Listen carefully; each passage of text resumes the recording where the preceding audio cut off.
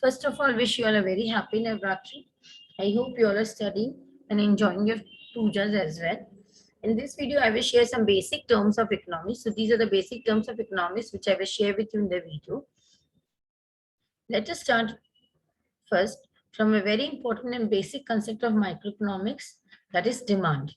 When we say demand, who is demanding? Demand is from the consumer's point of view. That is, consumers demand a product at a particular price. We know that when we buy something in the market, we see the price and we buy something, but the demand can be monthly, weekly, yearly. So when we're writing the definition of demand, always make sure you're writing the price term and time term in the definition of demand. Suppose here at $5, the quantity demanded by the consumer is 2 units, but when the when the price falls to 4, quantity demanded increases to 4 units. So we know as normal consumers, the price falls, we demand more of the good. Similarly, for $3, the quantity demanded is 6. So these are the various quantity demanded at these particular prices by the consumer. Let us revise the definition of demand again. Demand for any commodity refers to the amount of that commodity that will be purchased at a particular price during a particular period of time. So at this price, quantity demanded is 2. At this price, quantity demanded is 4, and so on. Now let us see the term law of demand. It is obvious for consumers to demand less of good when the price increases, because when price increases, we demand less of that particular good, and we demand more of goods when the price decreases. That is, price and demand, they are inversely related. That is, when price increases, demand falls, and when price decreases, demand increases. That is, price and demand, they move in opposite direction. So what is law of demand? Law of demand states that all other factors being equal, the quantity demanded of an item decreases as the price increases and vice versa. So what do you mean by all else being equal? Except price, we consider all other factors affecting demand, that is individual income, prices of related goods, taste and preference, and other factors affecting demand. They're held constant and only the price is changing, so that we can see the effect of changing price on demand. So that is law of demand. That is, price and demand move in opposite direction. All other factors should be considered to be constant. So here we have this curve, demand curve. We plot quantity demanded on the x-axis and price on the y-axis. So we can see at price P1, the quantity demanded is Q1. But when the price increases to P2, the quantity demanded falls from Q1 to Q2. So price and quantity, they move in inverse direction or opposite direction. That is, price and quantity demanded, they are inversely related. Here for price P2, we get Q2, and then for price P1, we get Q1. Now we come to individual demand curve. The table which I have shown in the first slide, that is demand slide, that is individual demand schedule. I will show you once again. So this is the individual demand schedule. That is, this is the demand, quantity demanded by an individual consumer. Now, when we plot this individual schedule, we get individual demand curve.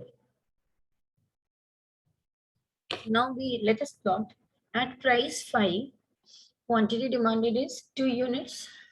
So we get this point. Now, when the price decreases to 4, we get the quantity demanded as 4 units. Similarly, when the price decreases to 3, we get quantity demanded as 6. So we get these points. When we join these points with a smooth curve, we get individual demand curve. So an individual demand curve is the graph relating prices to quantity demanded at those prices by an individual consumer of a given commodity. That is, when we plot this, we measure price on the vertical axis and quantity demanded on the horizontal axis. Never forget to level the x-axis and y-axis. So we get these points, and when we join them, we get individual demand curve.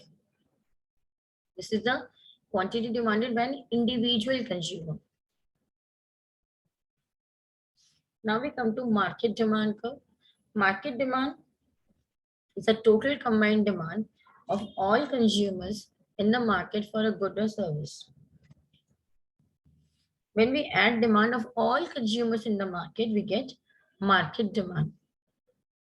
In this graph, for simplicity, we have considered only two consumers, consumer 1, consumer 2. Now, price is same for both the consumers and for the total market demand curve as well. CP1 is a price for consumer 1, same level you will draw it for consumer 2, same level for market demand curve. You will not draw in this way that for P1, for consumer 1 and consumer 2 here, and total market demand curve at the down or at the top. No, at the same level you will draw demand curves of all the consumers, consumer 1, consumer 2. Now we see P2 is also the same for consumer 1, consumer 2, and for the total market demand curve. Now at price P1,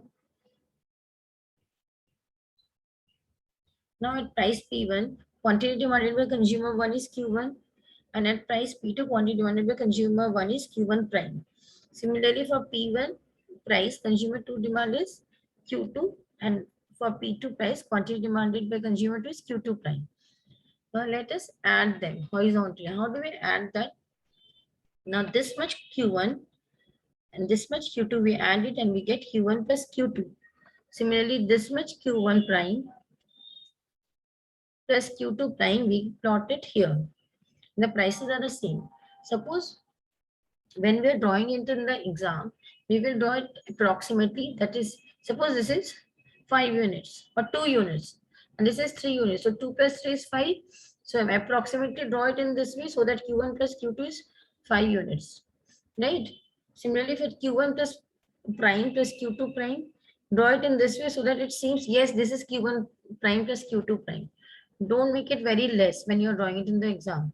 Draw it approximately, but try to draw it more approximately. So we get this market demand curve. We get these points, this point for price P1, total market demand of 2 consumers. Similarly, this point for P2 price, total market demand of 2 consumers. We join this, we get total market demand curve of 2 consumers. Here for simplicity, we have considered only 2 consumers, but when we add horizontally demand of all the consumers, we get total market demand curve. So a market demand curve is a horizontal summation of the individual demand curves, that is by taking the sum of the quantities consumed by individual consumers at each price. So this is how we get the market demand curve. Now we come to supply. We know supply is from the producer's point of view. So the amount of a good that firms are willing and able and willing to offer for sale at different possible prices is termed as supply. So when the producers are supplying, willingness is very important. That is, they're willing to supply.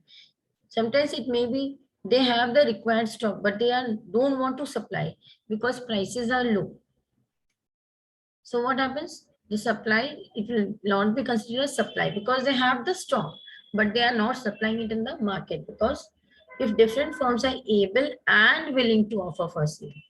So at this price 1, I've considered a very negligible price for simplicity. The quantity supplied is 2.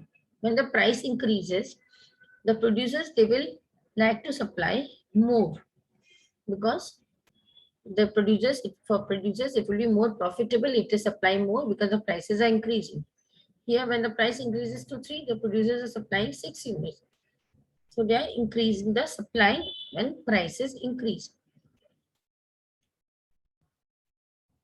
Now we come to law of supply. Saying in very simple words, we can say that quantity supplied increases as price increases and quantity supplied decreases as price falls. Because we know producers find it profitable to supply more when price rises.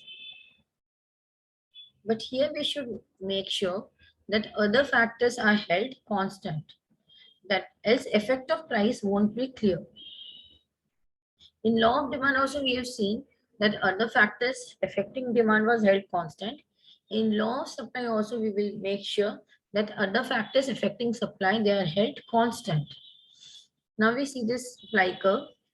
At price 10, we get this point, that is 1000 units suppose. Now when the price increases, the suppliers increase the supply. Similarly, when the price increases to 50, the quantity supplied increases to 5000. So when we join these points, we get a smooth supply curve, and we see that price and supply, they are positively related. That is, they move in the same direction. When price increases, supply increases, and when price decreases, supply also decreases. So other factors, what are the other factors which are held to be constant? It implies technology, prices of related goods, goals of the firm, government policy, all these factors, they are held constant and only the price is changing. So that we can see the effect of price on supply. Now we come to individual supply curve. Now if we plot quantity supplied by a producer at different possible prices, we get a curve which is known as supply curve. Now, individual supply curve is defined as a curve which shows various quantities of a given commodity which an individual producer is willing to supply at different prices during a given period of time. So, when we plot the individual supply schedule, we get individual supply curve. We can see that at price 1, we get quantity supplied as 2 units. So, we get this point. Similarly, when the price rises to 2 units, supply increases to 4, we get this point. Similarly, we can get other points. We get this point. When the price increases to 3, supply increases to 6 units. Now, when we join these points, we get individual supply curve. This is how we get individual supply curve. We measure quantity supplied on the horizontal axis and price on the vertical axis. Now we come to market supply curve. Okay, so suppose there are 1000 producers. Now if we add supply of all 1000 producers, we get market supply for a good. So market supply is a total combined supply by all producers in the market for a good or service. Now how do we get market supply curve? That is, we add horizontally individual supply curves. Here for simplicity, we have considered only two producers, producer 1, producer 2, and we get the market supply curve.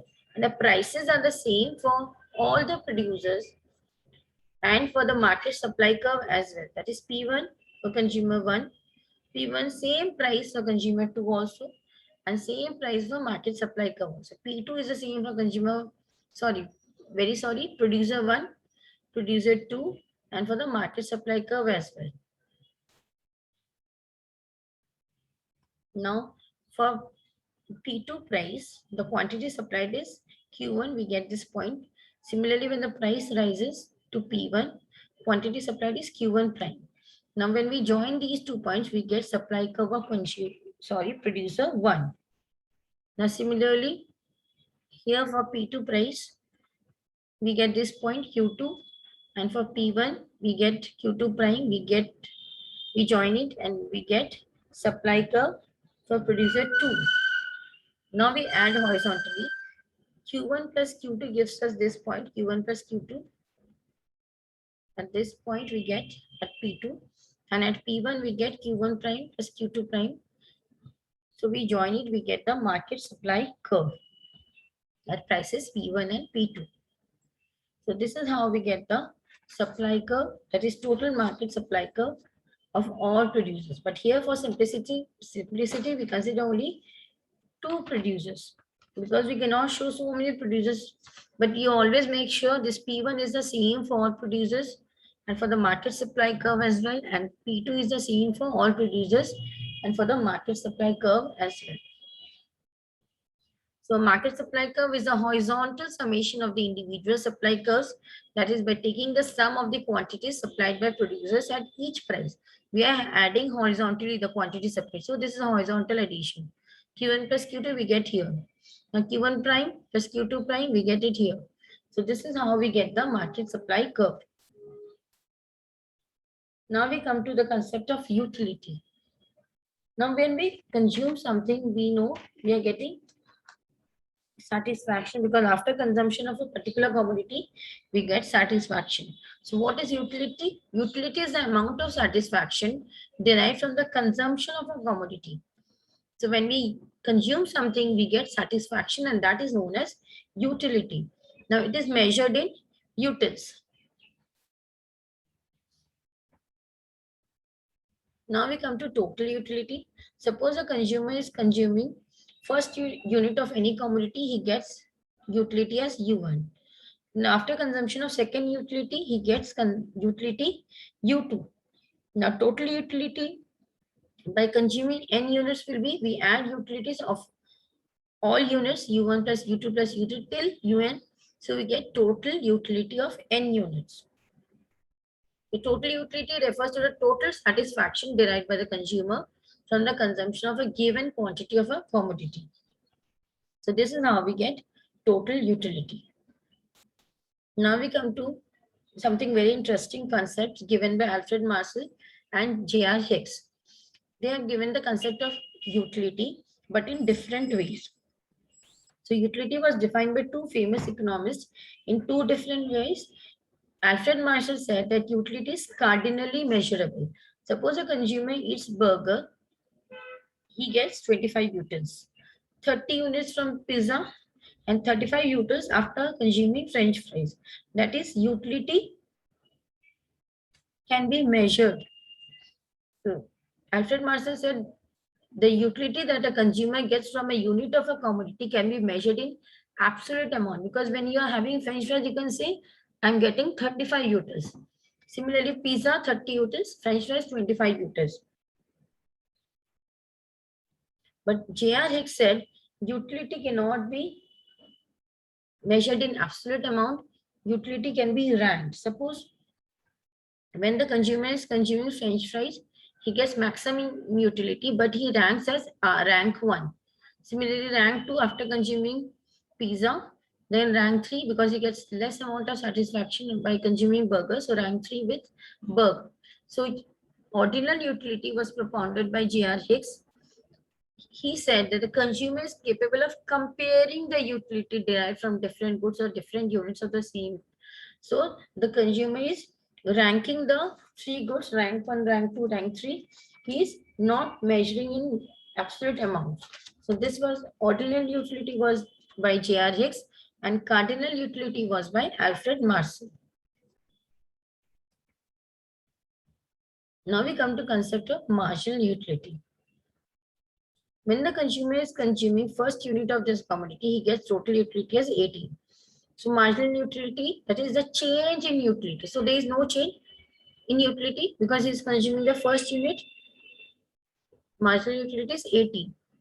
Now when he consumes the second unit, that is he gets total utility, more total utility, he gets more amount of satisfaction, which is 24. But how much more utility he gets after consuming the second unit?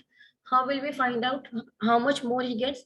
We will subtract the 24 minus 18. So we get 6 units. So he gets more 6 units after consuming the second unit. Now when the consumer consumes 3 units of the commodity, the total utility increases to 28. But how much more utility he gets by consuming the third unit? So 28 minus 24, we get 4 as marginal utility. Similarly, after consuming fourth unit, total utility increases to 30. But how much more utility is getting? He is getting marginal utility as 2. That is 30 minus 28 is 2. Now, what is marginal utility? Marginal utility refers to the additional utility derived from the consumption of an additional unit of a commodity. So, when the consumer is consuming an additional commodity, unit of a commodity, he is getting this much marginal utility.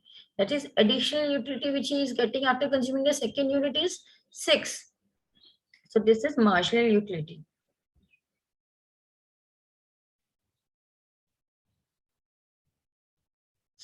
Now, suppose we want to find marginal utility. Now we can say MUN is TUN minus TUN minus 1. Suppose we want to find marginal utility at 4 units. Suppose at 4 units. So TUN will be TU4 and TUN minus 1 is TU3. So TU4 is 30 and TU3 is 28. So 30 minus 28 is 2. That is MU4 is equals to TU4 minus TU3. Now we can also find out marginal utility by writing del TU by del X. It's the same. Del TU, suppose at 4 marginal utility at 4 units we want to find. First we'll find del TU, that is change in TU. So 30 minus 28 is 2. So 2 divided by del X. Del X is this X, that is quantity consumed. So 4 minus 3 is 1. So 30 minus 28 divided by 4 minus 3. So 2 by 1 is 2. So this is the way also we can find out marginal utility. So the change in total utility resulting from a 1 unit change in consumption, that is known as marginal utility. Now TU can also be found out if we know marginal utility. If we add marginal utilities, we get total utility. Suppose if you want to find total utility at 3 units, now we will add marginal utility. See, we are adding the marginal utility now. 18 plus 6 plus 4. So 18 plus 6 plus 4 gives us 28. So this is how we can find out total utility at 3 units. We add the marginal utility still 3 units. That is 18 plus 6 plus 4 gives us 28. So it can be done in both ways. We can find out TU by adding MUs as well. Now we come to law of diminishing marginal utility.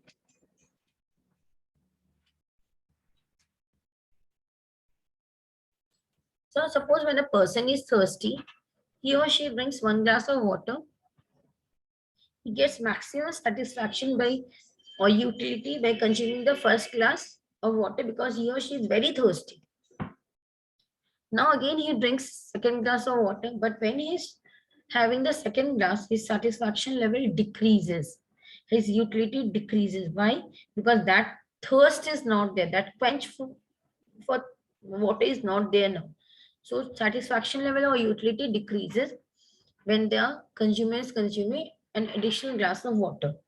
Now when he gets third glass of water, he either does not want to have the glass or he gets very less utility or negligible utility by consuming the third glass of water. So what is law of diminishing marginal utility? The law states that as the amount consumed of a commodity increases, the utility derived by the consumer from the additional units, that is MU, goes on decreasing. So we see that the consumer gets maximum satisfaction or utility by consuming first glass. Now he gets less utility by consuming the second glass. That is, his utility decreases.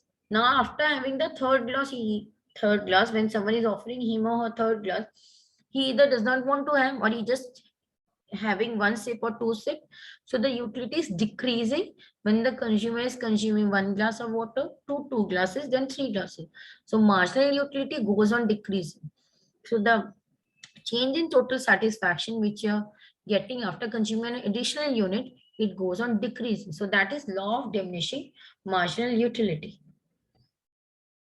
Now we come to another concept, a very important concept, which is known as market equilibrium.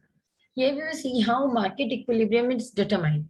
At price 500, quantity demanded is 30 and quantity supplied is 56.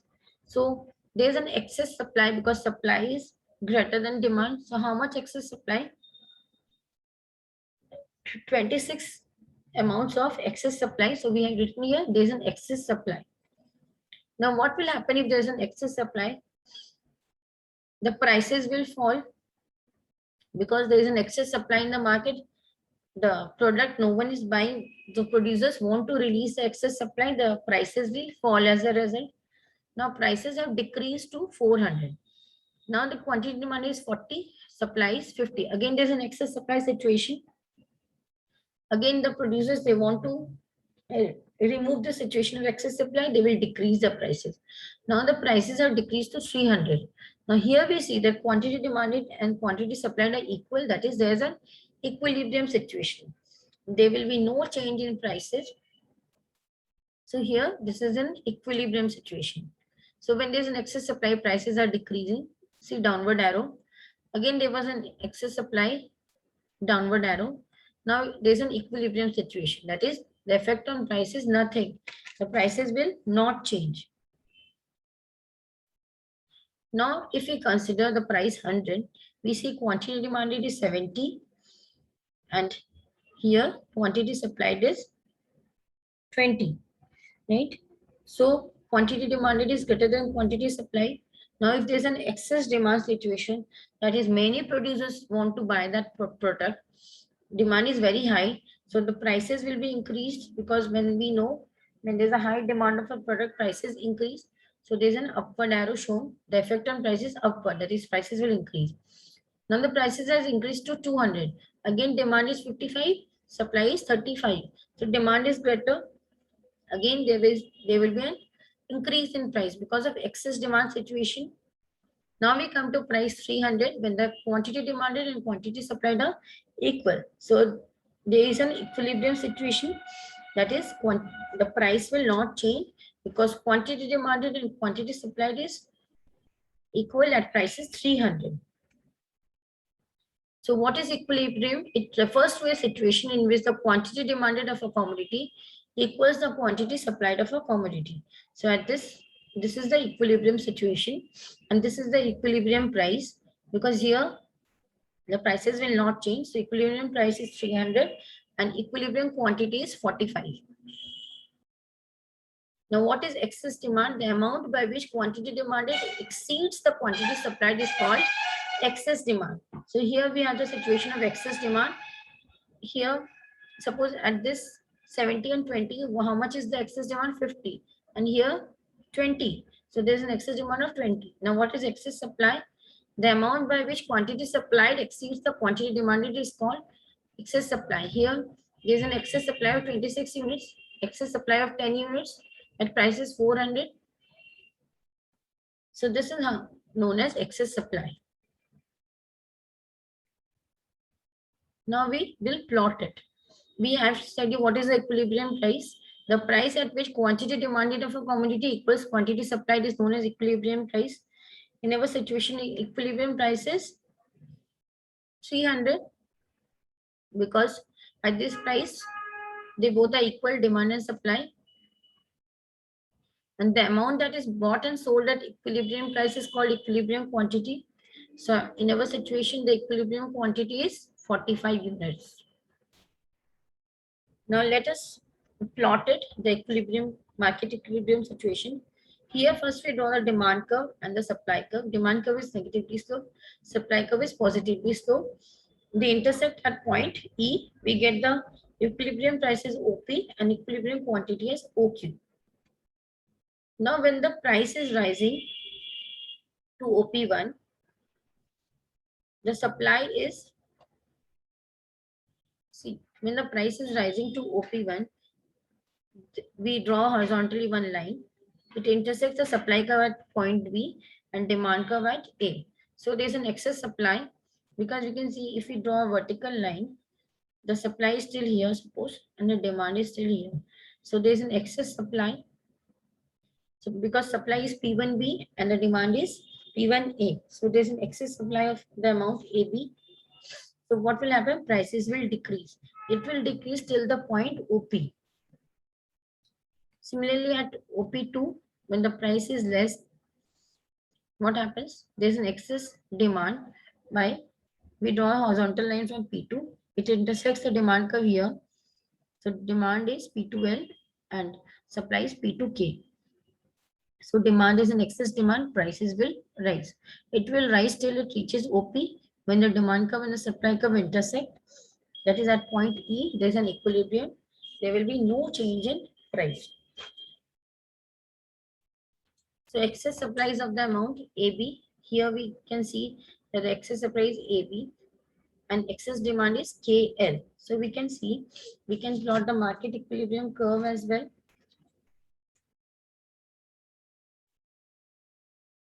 Now we come to indifference curve. Here we have the table for two goods, food and clothing. For 1 unit of food and 12 units of clothing, we get the combination A. That is, a person gets some utility by consuming 1 unit of food and 12 units of clothing. But when the consumer increases his food consumption and decreases his clothing consumption, we get combination B. So he gets same amount of satisfaction even if one is increasing, the other is decreasing. Similarly, when the consumer increases his consumption of food to 3 and decreases his consumption of clothes to 4, he gets the combination C, but he gets the same amount of satisfaction as he was getting in combinations A and B. So if we plot these combinations, we give same amount of satisfaction to the consumer, we get indifference curve. So what is indifference curve? An indifference curve refers to a schedule that shows various combinations of two goods which give equal amount of satisfaction to the consumer. So these combinations, they give equal amount of satisfaction to the consumer. So let us plot. We measure food on the x-axis and clothing on the y-axis. So here for 1 unit of food and 12 units of clothing, we get point A. He gets a certain amount of satisfaction. Now again, for 2 units of food and 6 units of clothing, we get combination B. Similarly, 3 units of food and 4 units of clothing, we get combination C. Now when we join these points A, B, C, D, we get a smooth curve which is known as indifference curve. So here we get equal, the consumer gets equal amount of satisfaction by consuming all the combinations, whether it is A, B or C or D, any combination he gets equal amount of satisfaction, and that is known as indifference curve. Now we come to indifference map. If we plot many indifference curves, we get indifference map. Suppose for a particular level of satisfaction, we get indifference curve 1 for good 1 and 2. That is IC1, any point on IC1 gives the same level of satisfaction. But when we say about IC2, it gives different level of satisfaction. So this is giving another level of satisfaction. IC3 is giving another level of satisfaction. So IC1, IC2, IC3, when we are plotting all the indifference curves together, we get indifference map. But yes, I would like to tell you something. Indifference curve IC2 is lying above IC1. So it is giving more satisfaction, IC2. Similarly for IC3, IC3 is giving the highest level of satisfaction because it lies above indifference curve IC1 and IC2. Now we come to a very important concept, budget line. Suppose let the price of clothing is given as 40 and price of food is 20. And let the expenditure or the total income which the consumer can spend is 200. Now with this income, the consumer finds out various units of food and clothing to be consumed. So when the consumer consumes 0 units of food and 5 units of clothing, let us see what is the total expenditure. Now we multiply price and quantity. So 5 multiplied with clothing price 40 plus 0 into 20 price is the price of food. So 5 into 40 plus 0 into 20 gives us 200. Similarly, for 4 units of clothing and 2 units of food, 4 into 40 multiplied with the price of clothing and plus 2 into multiplied with the price of food, we get 200. So we get various combinations of food and clothing. So a budget line shows various combinations of two commodities which can be purchased with a given budget at given prices of the two commodities. So here the budget has been given as 200 and the prices are given as 40 and 20. So we get different combinations of two goods which can be purchased with this budget 200 and at given prices of the two commodities. So when we plot these combinations, we get the budget line. Here we will write good X on the horizontal axis. For simplicity, we are considering this way, and good Y on the vertical axis. Okay. Now here, when the consumer consumes 5 units of food, clothing and 0 units of food, we get this point because units of food is 0 here. Similarly, at this point, what happens? The consumer consumes 10 units of food and 0 units of clothing. We get this point. So we get this point and this point, right? And when we plot other points as well, suppose we are plotting 3 and 4. That is 3 units of clothing and 4 units of food. We get a point like this, 3 and 4 like this, somewhere here, right? So what is the budget line equation? Px into x plus py into y equals to m. Px is the price of x and py is the price of y. And x is the amount consumed of x and y is the amount consumed of y. So we can see here, px into x plus py into y gives us m. If you see this equation, we can write it in this way, px into x plus py into y equals to m. Now, how do we get the intercept m by px? M by px is the amount consumed when he consumes 0 units of y and all units of x. So 0 units of y, suppose. So py into 0 equals to 0. So px into x equals to m. And how do we find x? Py into y becomes 0. So x equals to m by px. When he consumes all units of x and 0 units of y. Similarly, at this point, point B, he consumes all units of y and he consumes 0 units of x. So let us put 0 in x. So px into 0 is 0. So we get py into y equals to m. Now how do we find y? So take py on the right hand side, divide it. So y equals to m by py. So this is how we get vertical intercept as well as horizontal intercept. Right? M by px is the horizontal intercept when he consumes 0 units of y, and m by py is the vertical intercept when he consumes 0 units of x. Now this is the equation, px into x plus py into y equals to m. Now let us find the slope. First we will keep px into x on the left hand side and we will take py into y on the right hand side. So what do? M minus py into y, right? So we get m minus py into y. Now we will divide by, I'm so sorry, we will take px into x on the right hand side. Now we'll divide by py. Okay, so y equals to m by py minus px by py into x, because we need to find the derivation, right? So y equals to m by py minus px by py into x. So we now will do del y by del x. So del y by del x is m by py is constant, so it will become 0. Now del y by del x is minus px by py multiplied by del x by del x, which is becomes 1. So we get the slope as minus px by py. Now since the slope is negative, the budget line is a negatively sloped straight line. Slope is equal to the price ratios of two commodities.